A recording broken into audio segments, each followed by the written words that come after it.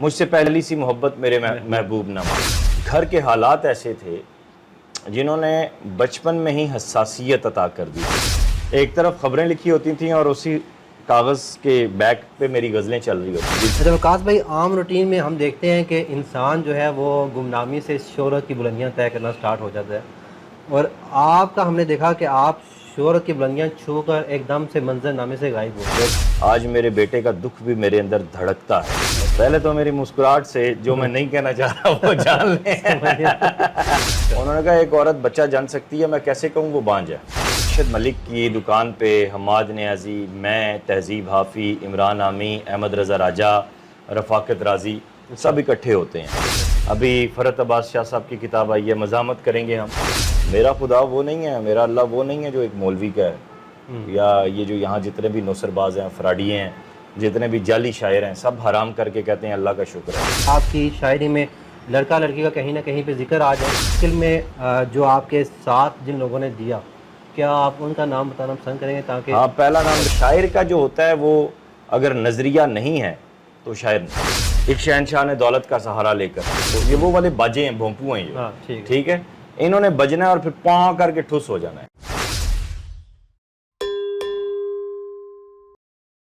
بسم اللہ الرحمن الرحیم۔ السلام علیکم فرینڈز، میں ہوں Sohail Ahmed, bright star .pk میں خوش آمدید۔ ویورز، آج پروگرام چمکتے ستارے میں ہمارے ساتھ ایک ایسا ستارہ موجود ہے جسے لوگوں نے مل کر توڑنے کی بہت کوشش کی، مگر وہ آج بھی اپنی آب و تاب کے ساتھ چمک رہا ہے۔ وہ یہی کیفیت اپنے ایک شعر میں بیان کرتے ہوئے نظر آتے ہیں۔ وہ فرماتے ہیں، اے آرزو کے چمکتے ہوئے فلک زادے، بجھے بجھے سے ستارے پہ کون جیتا ہے۔ ہمارے آج کے معزز مہمان senior journalist, senior anchor person اور شاعر و ادیب وقاص عزیز صاحب ہیں۔ السلام علیکم سر، کیا حال؟ وعلیکم السلام، محبت آپ کی، کیسے ہیں آپ سہیل؟ سر بہت بہت شکریہ، آپ نے ہمیں اپنے قیمتی لمحات میں سے ٹائم دیا۔ ایسا ہمارے ویورز آپ کے بارے میں جاننا چاہیں گے کہ آج کل آپ کی کیا مصروفیات ہیں اور زندگی میں کیا کچھ آپ نے کیا۔ پہلے تو سہیل کا جب تعارف مجھے نوید ملک نے کروایا، میں سمجھا عزیزی کا تعارف کروایا۔ صحیح۔ وَتُعِزُّ مَن تَشَاءُ وَتُذِلُّ مَن تَشَاءُ بِیَدِکَ الْخَیرُ اور لَیسَ الْإِنسَانَ إِلَّا مَا سَعَىٰ، ان دو آیات کے مابین میری زندگی گزر رہی ہے الحمدللہ، اور میری زندگی کی عملی تفسیر بھی یہی ہے۔ سخن ٹی وی آپ جانتے ہیں کہ اس کا سلسلہ ہے انٹرویوز کا، باقی پھر کل وقتی شاعر ہوں، جز وقتی نہیں ہوں۔ اچھا، جز وقتی صحافی ہوں، اور بس یہ ہے کہ زندگی کو جتنا سمجھ لیا ہے ان 35 برسوں میں، اسے اب لکھنے کی کوشش کر رہا ہوں بس۔ آپ کیا سمجھتے ہیں، پہلے آپ زندگی میں صحافی بنے یا پہلے شاعر بنے؟ شاعر تو پیدائشی ہوتا ہے، اور میں ایک ایسے گھرانے سے میرا تعلق ہے، میری والدہ کے افسانے شمع دہلی میں چھپتے رہے، والد صاحب کی کشمیر پہ کتاب جو ہے وہ یونائٹڈ نیشن تک گئی، اور پھر اس کے بعد شاعری ان کی، پھر کالمز، پھر سلیبس مرتب کیے انہوں نے کئی مرتبہ بورڈز کے۔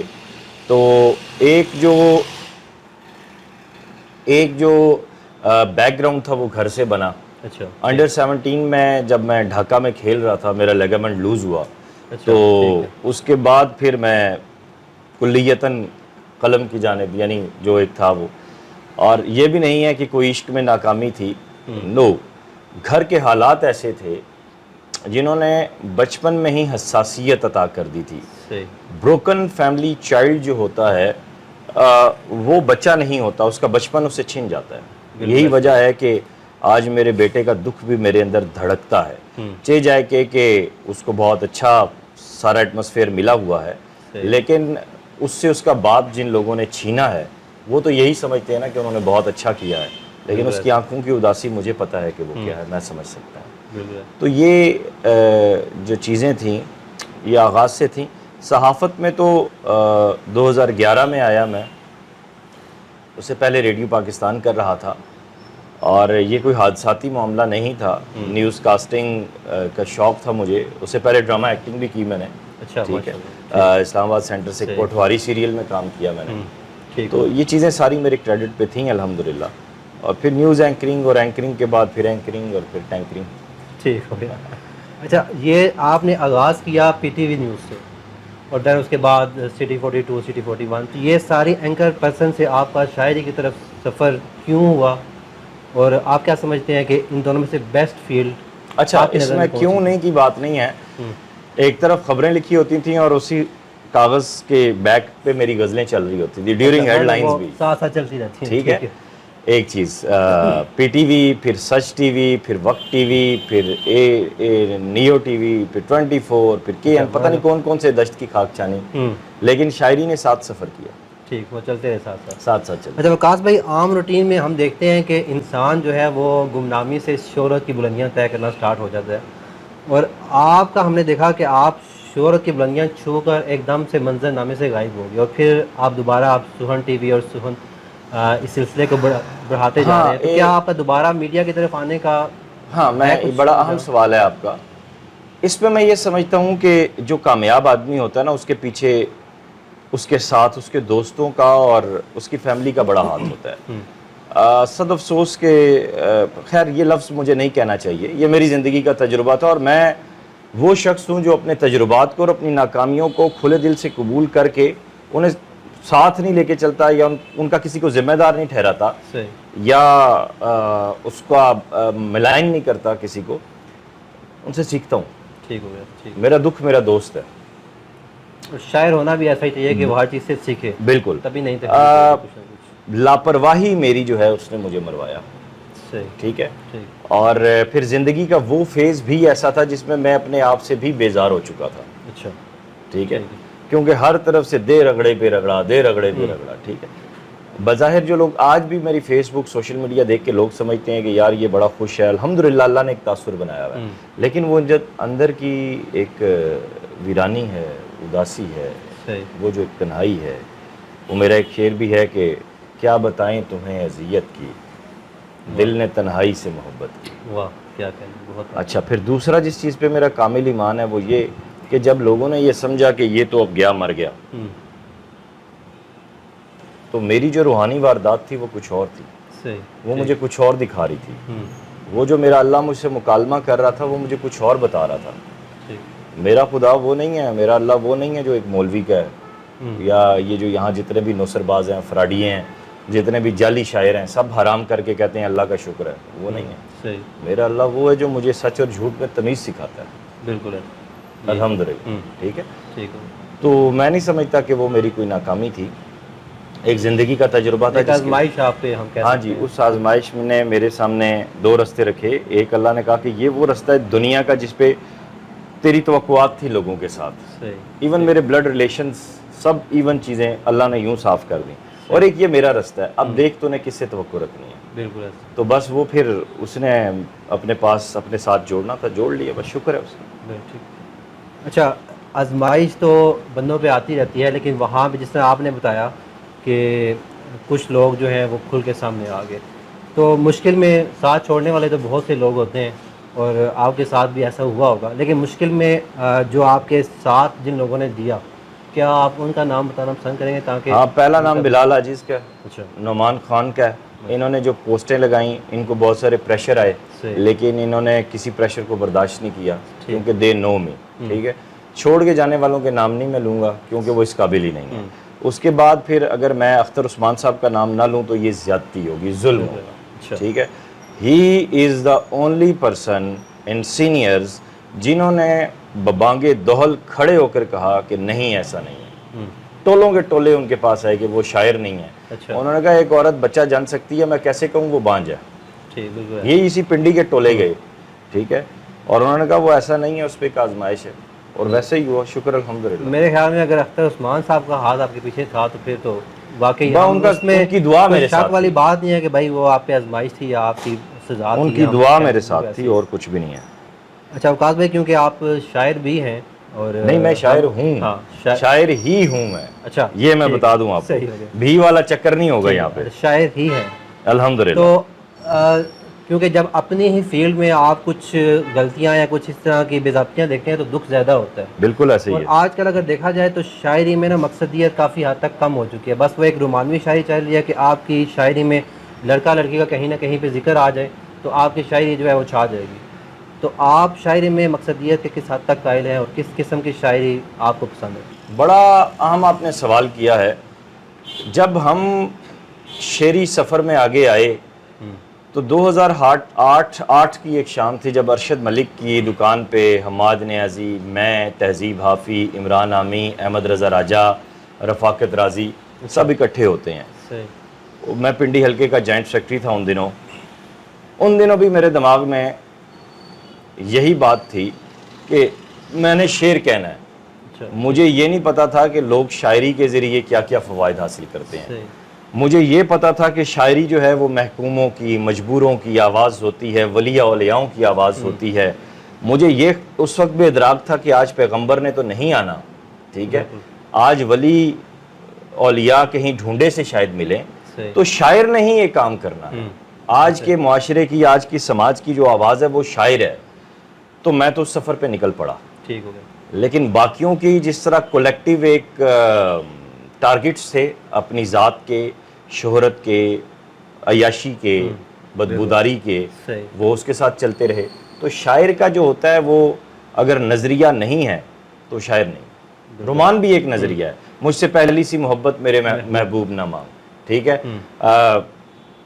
ایک شہنشاہ نے دولت کا سہارا لے کر، ٹھیک ہے. میں کتنی نظمیں آپ کو محبت پہ سنا سکتا ہوں. محبت سب سے بڑا نظریہ کائنات کا نظریہ ہے.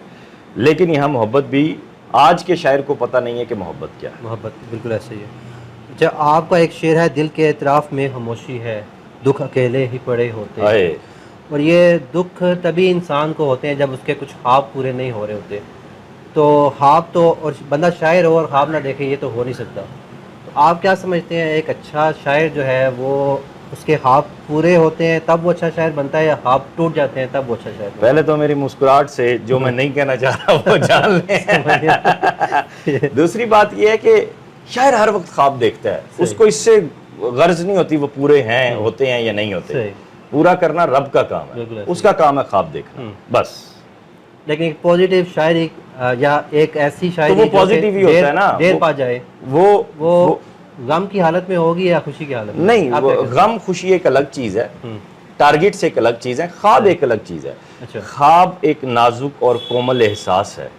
خواب کا لمس جس کی آنکھوں میں وہ دیا سلائی بن کے پھیرا ہو، وہ آنکھیں کبھی ظلم نہیں کر سکتی، وہ گریہ گزار رہتی ہیں. وہ دل کبھی سخت نہیں ہو سکتا، وہ دل کبھی بنجر نہیں ہو سکتا. خواب ایک الگ چیز ہے. اچھا، خواب آپ کو انصاف کرنا سکھاتا ہے. خواب آپ کو زندگی کا کرینہ سکھاتا ہے. خواب آپ کو بتاتا ہے کہ آپ کی پرسنالٹی میں کیا کیا خوبصورتی آ سکتی ہے. خواب آپ کو انسان سے محبت کرنا سکھاتا ہے. خواب آپ کو دوسروں کے دکھ کو سمیٹنا، اس پہ پردہ ڈالنا سکھاتا ہے. آپ کے دکھ کی تشہیر کرنا نہیں سکھاتا. صحیح، ٹھیک ہو گیا. اچھا، اب کیونکہ آج کل نا سوشل میڈیا پہ اگر آپ دیکھیں تو اس طرح کے فیس بک کی شاعر بھی بہت سارے آپ کو نظر آئیں گے، کیونکہ شاعروں کی نا آج کل ڈیمانڈ کچھ، اور سم ٹائم ایسے بھی شاعر ہیں جن کی ایک محفل کے لاکھوں روپے چارجز وہ لے رہے ہیں، اور ان کو دیکھا دیکھی ہر بندہ ہی شاعر بننا چاہ رہا ہے. تو کیا صرف علم و عروض کے چیزیں سیکھ کے بندہ شاعر بن سکتا ہے، یا یہ خدا داد صلاحیت ہے؟ میک ملک میں اور ان میں کوئی فرق نہیں ہے. اچھا، ٹھیک ہے، یہ ٹھیک ہو ٹھیک. دوسرا یہ ہے کہ کیا شاعری سے جسٹ یہ ایک ٹائم پاس ہے، یہ اس سے قوموں کی زندگی چینج ہو سکتی ہے، اور کیا انسان کی سوچ چینج ہو سکتی ہے؟ اور کیا آج کل ایسی شاعری ہو رہی ہے؟ بالکل ہو رہی ہے. میرے ہم عصروں میں بہت سے لوگ کر رہے ہیں، میرے سینئرز میں کر رہے ہیں. ٹھیک ہے، ابھی فرحت عباس شاہ صاحب کی کتاب آئی ہے، مزاحمت کریں گے ہم.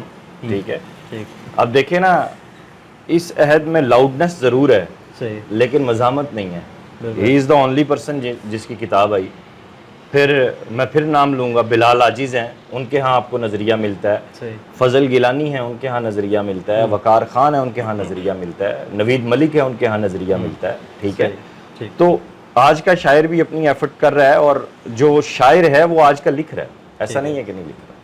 وہ یہ جو آج کل فیس بک کے شاعر چل رہے ہیں، میں نے بتا دیا نا، میک ملک میں اور ان میں کوئی فرق نہیں ہے. مطلب وہ ٹھیک ہے، کام چل. اچھا، اس کے بعد کیونکہ ابھی شاعری پہ بات ہو رہی ہے تو ایک شعر میں مائنڈ میں آیا کہ چند شاعر ہیں جو اس شہر میں مل بیٹھتے ہیں، جاوید صاحب، ورنہ لوگوں میں وہ نفرت ہے کہ دل بیٹھتے ہیں. یہ شعر کی حد تک تو لگتا ہے کہ شاعر ہیں وہ مل کے بیٹھیں گے، لیکن میرا بھی یہاں پہ بھی تقریباً بہت ہوا تو 6 مہینے ہوئے ہیں، لیکن میں نے یہاں پہ آ کے دیکھا کہ شاعروں میں بھی نا ٹولیاں بنی ہوئی ہیں، اور وہ ایک ٹولی سے دوسری ٹولی جو ہے آپس میں نفرت کا بیج بو رہی ہے. درست کہہ رہے ہیں. اب دیکھیں میرے بارے میں جب میں راولپنڈی آیا میں 1.5 سال یہیں اسی اپنے اسٹوڈیو میں رہا, میں نے کسی سے میں ملا نہیں, کچھ نہیں. جب میں ایکٹیو ہوا تو سب کو جو ہے نا وہ پیروں کے نیچے سے زمین کھسک گئی, ٹھیک ہے. تو اگر یہ لوگ اچھے ہوتے تو یہ مجھے بیک اپ کرتے, لیکن یہ مجھے کوئی توقع پہلے بھی نہیں تھی, ٹھیک ہے. تو اب میں کیا گڑے مردے کھیڑوں. بات یہ ہے کہ جہاں پہ آپ کے دوست, آپ کے رفقا یا آپ کے ساتھ جو کلمی معاونت کرتے ہیں ان کے اندر اگر شہرت کی ہوس, لالچ اور بھوک ہوگی تو وہ کبھی بھی آپ کے ساتھ سنسیئر ہو کر نہیں چلیں گے, ٹھیک ہے. اور اگر یہ سب کچھ نہیں ہوگا تو وہ پھر آپ کے ایسے دوست ہوں گے جیسے ناصر کاظمی اور احمد مشتاق تھے.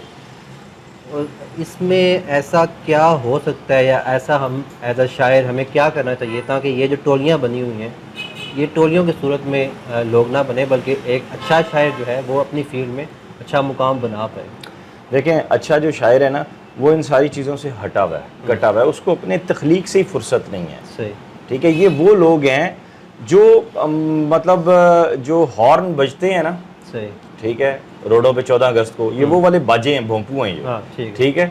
انہوں نے بجنا ہے اور پھر پاں کر کے ٹھوس ہو جانا ہے, اس سے زیادہ کچھ بھی نہیں ہے. یہ نہ ان کے پاس کوئی مصرع ہے نہ شاعری ہے, ٹھیک ہے. ایویں ٹوں ٹوں ٹاں ٹاں اور لڑکیاں گھیرنا اور ان باکس میں جا کے رونا اور شرابیں پینا اور ڈرامے لگانا اور یہ سارا کچھ کرنا, بھائی یہی ہے, اس کے علاوہ کچھ نہیں ہے ان کے پاس. لیکن جو سنجیدہ شاعر ہے اس پہ بات اب جب آپ آگے کوشچن کریں گے ہم آپ کو بتائیں گے, ہم ویڈیو بنائیں گے دوسرا پارٹ دین اس کے بعد. اچھا وقاص بھائی, ابھی سیریس باتوں سے ہٹ کر تھوڑا سا ہم جو ہے نا کچھ کوشچن آپ سے پوچھتے ہیں, اس کے آپ نے وہ جو آپ کو آپشن دی جائیں گے ان میں سے کچھ نہ کچھ آپ نے رپلائی کرنا ہے. تو جو شاعری کی آمد ہوتی ہے وہ آپ کو خصوصی طور پہ کن چیزوں کو دیکھ کے ہوتی ہے؟ کسی کی آنکھیں دیکھ کے, کسی کی زلفیں دیکھ کے, معاشرے کی خود غرضی دیکھ کے, یا معاشرے میں پھیلی ہوئی غربت دیکھ کے؟ میں نے پہلے بھی عرض کیا کہ میں نے 35 برس میں جو دیکھا ہے میں اب اس کو لکھ رہا ہوں. جو میں نے بسر کی ہے میں وہ لکھ رہا ہوں. شاعری میں اور تبصرے میں فرق ہوتا ہے. جو چیزیں آپ نے بتائیں وہ تبصرہ ہو سکتا ہے, شاعری نہیں ہو سکتا. اور شاعری کی آمد پھر آپ کو, آپ کیا سمجھتے ہیں کس فیلنگ میں آپ کو جو شاعری کی آمد ہے وہ زیادہ؟ دیکھیں میں جن فیزز میں سے, جن رویوں میں سے گزر کے آیا ہوں, ٹھیک ہے, تو اس کو میں بسر کرتا ہوں اور اپنی فیلنگز کے ساتھ رہتا ہوں اور پھر ہی لکھ پاتا ہوں, ورنہ ممکن نہیں ہے. اچھا, اس کے علاوہ آپ کیا سمجھتے ہیں یہ جو میں ابھی آپ اپنی مرضی سے اگر پیدا ہوتے تو کس کے دور میں آنا پسند کرتے؟ علامہ اقبال, منیر نیازی, یا آج وقاص عزیز کے دور میں آنا پسند کرتے؟ آپ صلی اللہ علیہ وآلہ وسلم کے دور میں, وہاں پہ آنا ماشاء اللہ. اور شاعری کرتے ہوئے ساتھ آپ کیا پسند کرتے ہیں؟ چائے, قہوہ, کوئی مشروب یا کوئی محبوب؟ شاعری سے بڑھ کر محبوب کون سا ہو سکتا ہے؟ اور پھر اس کی جو لذت ہے اور جو اس کی کاٹ ہے اس کا ذائقہ کسی مشروب میں نہیں ہے. بالکل. اور مشاعرہ اگر آپ کہیں پہ جاتے ہیں مشاعرے میں, تو مشاعرے کے بعد آپ کس چیز سے زیادہ خوشی ہوتی ہے؟ داد ملنے کی یا لفافہ ملنے کی؟ اچھے شعر سننے کی, اگر وہاں پہ اچھے شعر سنائے جائیں, شاعر اچھا شعر سنائے تو تب. اچھا وقاص بھائی, آپ کی شاعری میں اگر دیکھا جائے تو آپ کی شاعری میں ماتم یا ہجر یا اداسی اس طرح کی چیزیں بہت زیادہ ہیں, اور آپ کی شاعری میں کوئی رومانیت بہت زیادہ نہیں ہے, اس طرح کی چیزیں نظر نہیں آتی جو کہ آج کل زیادہ چلتی ہیں. تو اس کی وجہ کیا ہے؟ دیکھیے شور و غوغا ہر عہد میں ہوتا ہے, ہر دور میں ہوتا ہے. غالب کے زمانے میں بھی تھا, اقبال کے زمانے میں بھی تھا, جب فیض صاحب تھے تب بھی تھا. میں نے عرض کیا کہ میری اذیتیں مجھے نہیں لگتا کہ مجھے آج تک سمجھ نہیں آئی کہ دکھ نے مجھے گود لیا تھا یا میں نے دکھ کو گود لیا تھا. اداسی نے میرے ساتھ پہلا وصال کیا تھا یا میں نے اداسی کے ساتھ کیا تھا. اذیتوں کی چھڑی اور چابک میرے روح پہ جب برستے ہیں اور وہ جو زخم لگتے ہیں ان میں سے پھر جب وہ لہو رشتہ ہے تو وہ جو گھاؤ ہیں, وہ جو کٹاؤ ہیں, وہ میری راتوں کو بے چین کر جاتے ہیں, میرے دنوں کو بے سکون کر جاتے ہیں. میری شام جو ہے وہ اتنی بے چین ہوتی ہے کہ میں لفظوں میں بیان نہیں کر سکتا. تو ایسے میں کسی اور کی طرف کیا دیکھنا, اپنی اذیتیں اور اداسیاں اتنی ہیں کہ فرصت ہی نہیں ملتی.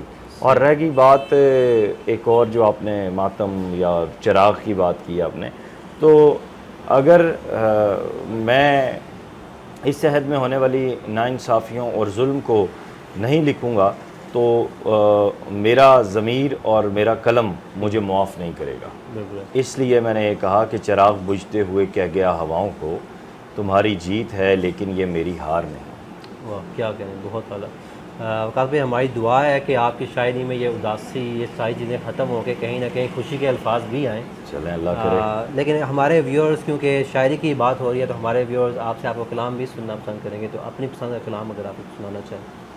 ہاں میں کچھ چیزیں پیش کرتا ہوں کہ جی وہ تو مکمل کو بھی ادھورا کر, واہ تو مکمل کو بھی ادھورا کر, جا بچھڑنے کا شوق پورا کر. واہ کیا بات. اور تاکہ ہجر کو رقص میں گزاریں گے, بھول جا ہم تجھے پکاریں گے. واہ واہ کیا کریں کیا کریں. ہجر کو رقص میں گزاریں گے, بھول جا ہم تجھے پکاریں گے, پہلے دیکھیں گے تجھ کو جی بھر کر, واہ پھر تیری آرتی اتاریں گے.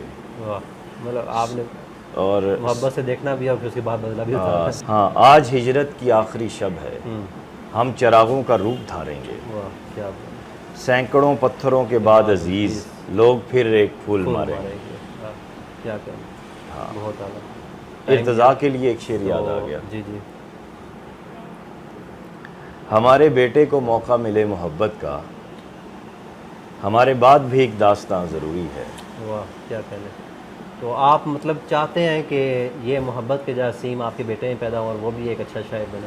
وہ بورن آرٹسٹ ہے, اور جراثیم کیا محبت کے پیدا ہونے, وہ تو محبت کی نشانی ہے. اچھا سر, آپ نے کیونکہ اپنے بیٹے کے بارے میں بھی ایک شعر سنایا, ہاں. تو جو اڑتی پھرتی افواہیں ہیں جو میں نے فیس بک سے بھی آگے پیچھے سے دیکھی, تو لوگوں کا یہ کہنا ہے کہ آپ اپنی فیملی سے اپنی وائف سے نفرت کرتے ہیں, تو یہ کس حد تک ٹھیک ہے؟ میں نے عرض کیا کہ ارتضا تو محبت کی نشانی ہے, بالکل. اور نفرت کیا کرنی. میں تو اس کا شکر گزار ہوں کہ اس نے مجھے شاعر بنا دیا, آرٹسٹ بنا دیا. اگر وہ نہ ہوتی تو شاید میں شاعر نہ ہوتا. میری ٹھیک ہے. اور یہ اس کا کرم ہے میرے اوپر, یہ اس کا احسان ہے میرے اوپر. میں نے تو عدالت میں بھی کہا کہ کسی کے کردار پہ میں کیا بات کروں, میں سوچ بھی نہیں سکتا. وہ میرے بیٹے کی ماں ہے. اچھا ٹھیک ہے, یہ میں اپنے انٹرویوز میں بھی کہہ چکا ہوں. باقی سنی سنائی باتیں جو ہیں وہ جس کا جو دل کرتا ہے وہ کہتا رہے. بارکنگ ڈاگز کو کون چپ کروا سکتا. بالکل ایسے ہی ہے. ٹھیک بالکل. اچھا تو اس کا مطلب یہ ہے کہ کیا آپ ابھی تک ان سے عشق میں مبتلا ہیں؟ کیا کہہ سکتے ہیں اس پر؟ مومن مبتلا سنا ہوگا آپ نے, اور میرا ایک شعر ہے جو میں جواب میں دے دیتا ہوں کہ بہت دنوں سے کسی نے مجھے پکارا نہیں. بہت دنوں سے مجھے کسی نے پکارا, بہت دنوں سے کسی نے مجھے پکارا نہیں, تمہارے لہجے میں خود کو بلا رہا ہوں میں. واہ کیا کہنا, بہت زیادہ. اس کے بعد کیا ہے. چلیں وقاص بھائی, ہماری دعائیں ہیں کہ آپ کی زندگی جو ہے وہ جس طرح پاسٹ میں ایک اچھے چمکتے ستارے کی طرح رہی ہے, آپ کا جو پاسٹ تھا وہ ایک چمکتا ہوا پاسٹ تھا, آپ کا فیوچر بھی, آنے والے دن بھی آپ کے ایک اچھے چمکتے ہوئے آج بھی ہیں, شکر الحمدللہ. اور آپ کی یہ جو شاعری میں کچھ اداسی نظر آ رہی ہے یہ کم سے کم ہو. تو آپ کا قیمتی ٹائم دینے کا بہت بہت شکریہ. انشاءاللہ نیکسٹ کسی ٹائم آپ کے پاس یہاں پہ حاضر ہوں گے اور آپ سے آج کل جو ادب میں گندگی پھیلی ہوئی ہے اس پہ بھی بحث کریں گے کہ یہ سب کچھ کیا ہو رہا ہے اور کیسے ہو رہا ہے, اس کو کیسے ختم کیا جا سکتا ہے. اس کا جواب یہ ہوگا کہ تن کے کریں. تو بہت بہت شکریہ. خوش رہیں. بہت بہت شکریہ آپ کا. اللہ حافظ. اللہ